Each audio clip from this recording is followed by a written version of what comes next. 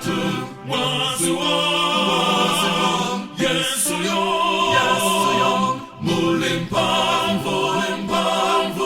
yana witatu mwazi wa mwana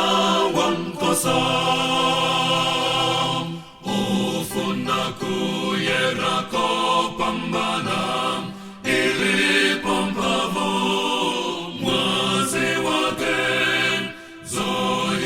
zonse atayeretsa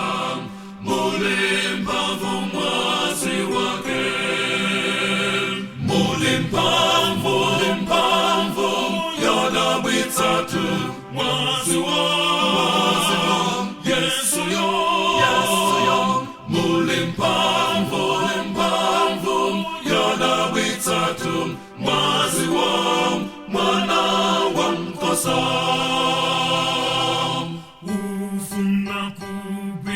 nchito yake ilipompavu